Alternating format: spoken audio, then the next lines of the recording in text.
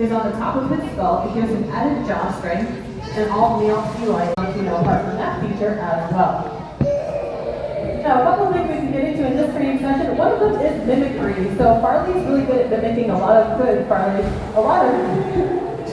animals. So we're going to mimic a couple of them so you can see this. So this is Farley's imitation of a snake. Sean. Good. How about an airplane? Good. This is my favorite food that Farley can imitate, a donut. Good. So they learn a lot of different skills, including swimming. They can swim at speeds of up to about 20 miles per hour. And so before I pass him off, I'm just going to show you one. I'm Sofia, okay, ready? Eu quero muito ir. Go for it. Eu virei do canal. Eu quero ir pra parte 3. É? Eu quero ir pra parte 3. Farley. They can use that behavior for a variety of reasons. One is if they're chasing a set of prey or fish, or if they're trying to avoid a predator. And another is if they're traveling up and down the coast of California. Now I'm going to pass him off to Sean, and I'll tell you a little bit more about all of our animals. So on the far side, as I mentioned, are Sierra and Geo.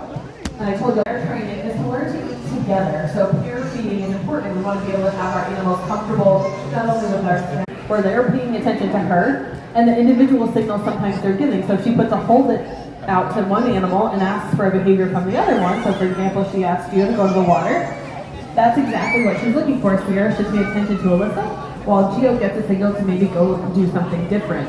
A lot of the signals these animals have are the same, so we can ask them for something at the same time as well. They are able to work out a variety of behaviors together.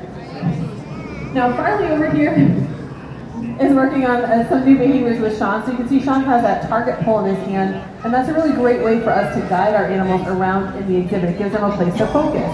So Sean's just asking Farley to face forward in the exhibit, and then he's going to eventually ask him to kind of leap off the exhibit and do a belly flop into the water. And so Farley's trying to understand exactly what Sean's looking for him to do. Now there's some subtle ways that we can do that. One is using a bridge that says the word good. You probably can't quite hear that from outside the exhibit, but Sean's going to ask him to face the front.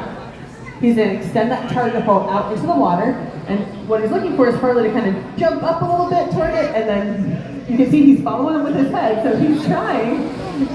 He just needs to follow it with his body as well. So we'll try that a couple of times in a session. If it's not working out, we might move on and come back to it later. And then we might also come up with something that's brand new, it's a different way. So maybe we'll figure out a different signal or a different way to give Farley that information. So that's perfect. So he jumped up, and then the next step would be to go up and out.